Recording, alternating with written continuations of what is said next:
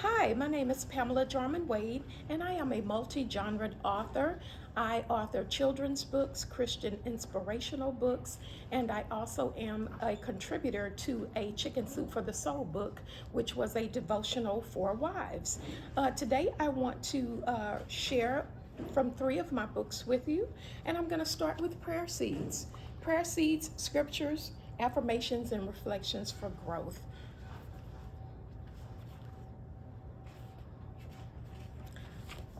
The introduction to this book is what I really want to share first.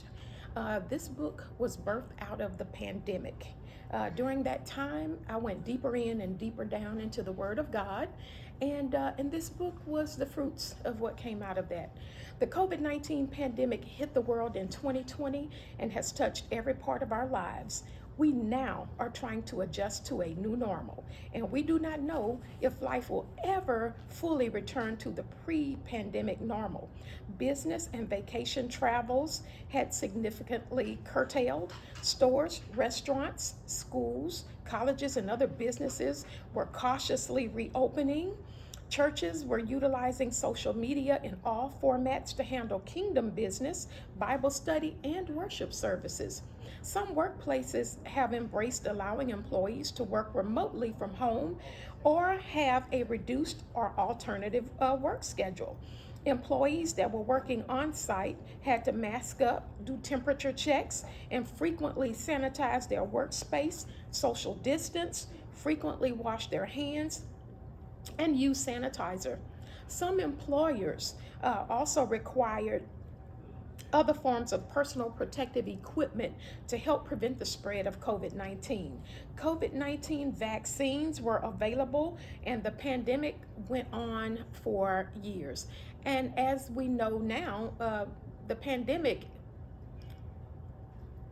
is it ever going to go away? I believe now that COVID 19 is equivalent to the flu, and we're going to have to deal with it for years to come, if forever, possibly. So there were couples who didn't want to delay their wedding. They didn't want to delay getting married. So they had micro weddings. A micro wedding had only a few guests, usually 20 or less. It was a simple format, a short duration of time for the ceremony, a relaxed atmosphere. Most favorable venues were outdoors, backyards, and free public places, and cost less than $1,000 during that time, during the height of the pandemic. My nephew, James Polk, married his lovely bride with the traditional trimmings, but fewer guests physically attended. Most of the guests, including myself, attended via Zoom, and it was a beautiful wedding, beautiful. Birthdays and graduations are now popularly celebrated with a parade. Remember when we were doing the drive-by parades? Things are back to normal now, but when I wrote this book, they were not. Family and friends were decorating vehicles and organizing great parades as the person celebrated and stood outside in their yard or their driveway to enjoy the festivities. Usually someone was curbside to collect the cards and gifts and take pictures and video the event. Funerals were being held with immediate family and friends who had to wear masks and social distance. Funeral homes and mortuaries were live streaming the services, and some were even on Facebook. And right now, today, some of them are still operating in that manner.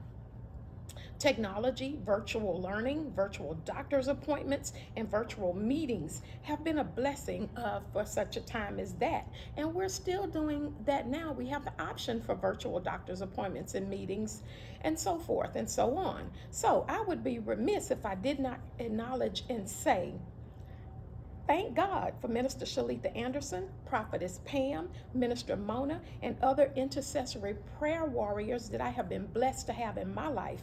During the pandemic, we went deeper in and deeper down, as I said earlier, in our Bible study and in our prayer life, and it has been a blessing. The coronavirus has changed a lot of things. However, the one thing that it has not changed is the need for prayer and for us to put on the armor of God. God is in the thick of things. He wants us to stay in faith, not fear, and He wants to hear from us. It is my hope that this book will help you keep on the armor of God. So, Prayer Seeds is really about helping a person stay in faith, go deeper in and deeper down, and to build that foundation and forge ahead. So I want to leave you from this book with some power affirmations that you can confess over your life daily. 2 Corinthians 5, verse 17, I am a new person predestined for success. Psalm 91, the Lord is my refuge. Romans 5, verse 8, I am loved by God regardless of how I perform. 1 John 1, verse 9, I am forgiven and will not stay stuck in my past mistakes. John 10, verse 10, abundance is God's will for me. Psalms 118, verse 6, God is on my side, I will not fear. And 1 Peter 2, verse 24, I am healed and sickness will not lord over my body. The Adventures of Little Leroy, the legacy of Dr. Martin Luther King, it was my very first children's book. I am of the belief that Black history should be 365 days a year and not just 28. And so, with that being said, I'll read this story to you. One day, little Leroy's dad brought home a video, a DVD. It was a magical movie about Martin Luther King Jr. He knew that it was time that he formally introduced little Leroy to Martin Luther King Jr. It was also time to plan a family vacation, so he decided to make this an educational family vacation. Hi, Dad, I'm glad you are home from work, exclaimed little Leroy, as he and his beloved dog Spot happily ran to greet him. Spot anxiously wagged his tail, knowing that he would soon be lavished with pats on the head and belly rubs. Hi, son, so am I. I have something for you. Thanks, Dad, said little Leroy. Little Leroy looked over the cover of the DVD and saw two boys that were about his age. He saw a skateboard and a clock. He also saw Martin Luther King Jr., whom he had informally heard about. Son, Dr. King is an icon who died for his belief that all people are equal regardless of race, creed, or color. He used nonviolent marches to fight for civil rights for himself, his children, us, and the world. Your mother and I would like for us to attend the monument dedication in Washington, D.C. as part of our vacation this year. We will witness a historic event for the dedication of the Martin Luther King Jr. National Memorial. This is the first memorial on the National Mall for a person of color. It's the first for a non-president and a man of peace. Wow, Dad, yes! I will have an awesome story to share with my friends, classmates, and teachers, gleamed the little Leroy. Son, the sharing of you witnessing such a historic event should be recounted for a lifetime. It will extend beyond friends to family, strangers, journalists, and even your grandchildren one day. Now, I want you to meet Dr. King, said his dad. His dad played the DVD so that little Leroy could get acquainted with the legacy of Martin Luther King Jr. before attending the upcoming dedication. Little Leroy watched in awe. Unity, unity, unity, little Leroy said at the ending. Yes, son, you got it. Martin Luther King Jr. leaves a legacy of justice, democracy, hope, love, and unity. The election of President Barack Obama as the first Black president fulfills a portion of Dr. King's dream. This year, we will collect an unforgettable experience instead of just souvenirs when we visit the MLK Memorial Monument.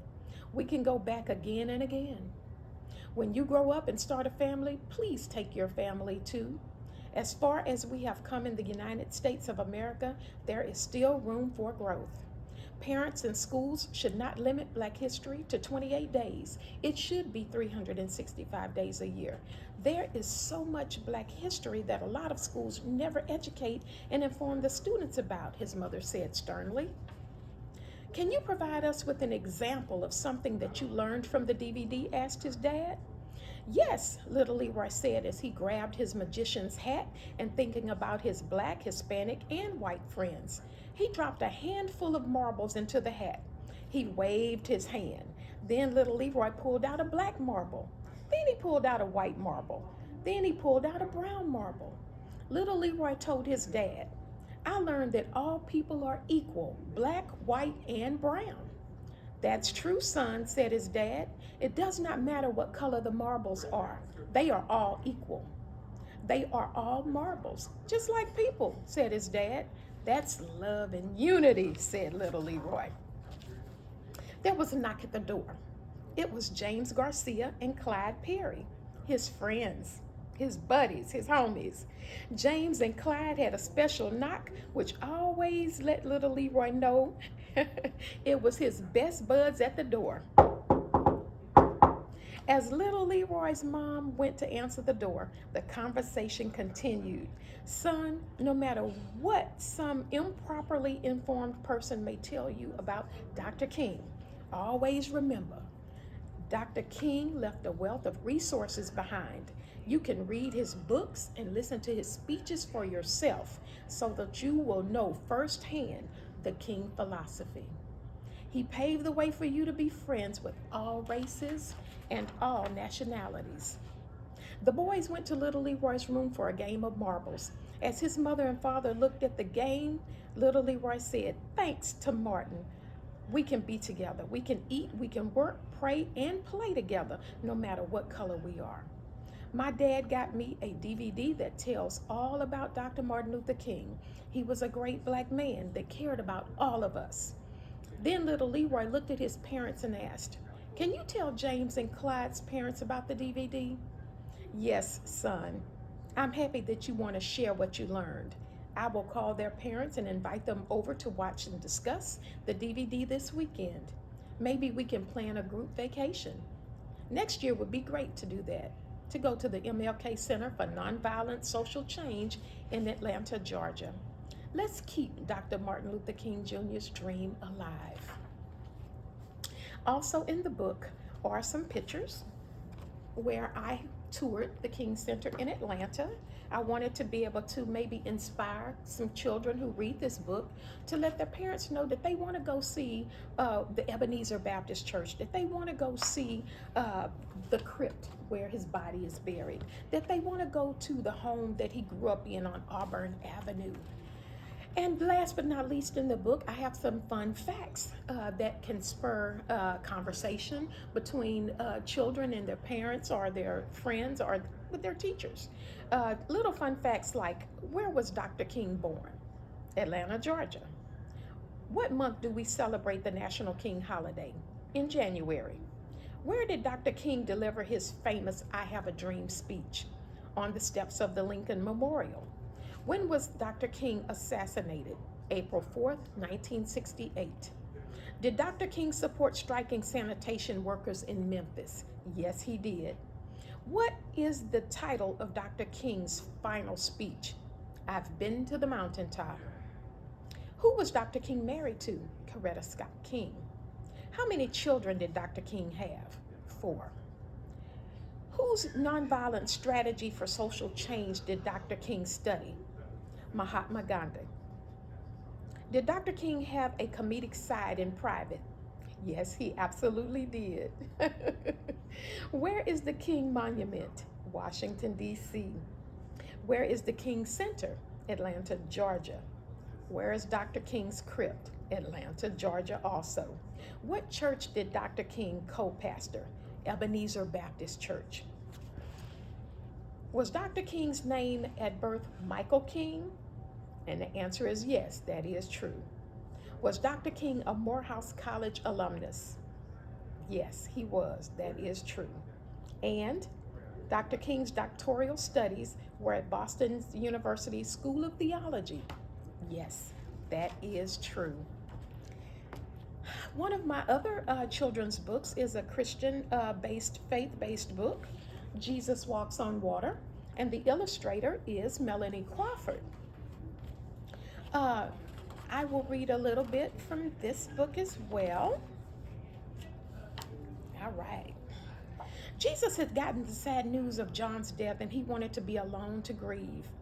And some can probably relate if you've lost a family member or a friend. Sometimes when you get that news, you just want to be alone to grieve. You need a minute sometimes for yourself, and that's okay. So, however, 5,000 men plus thousands of women and children came from many villages to follow Jesus. There were so many people there that instead of grieving, he ministered to the people and healed the sick. As supper time approached, Matthew and the other disciples told him, "We are here in the desert with nothing to eat, and it is supper time. Please tell the people to return to their villages so that they can get some food." Jesus told the disciples, "You feed them." The disciples were in an uproar and they were shouting, "We only have 5 loaves of bread and 2 fish." Jesus blessed the food and multiplied it in a supernatural way. There was an abundance of food, and everyone ate until they were full. Once the thousands of people finished eating, there was still food left over.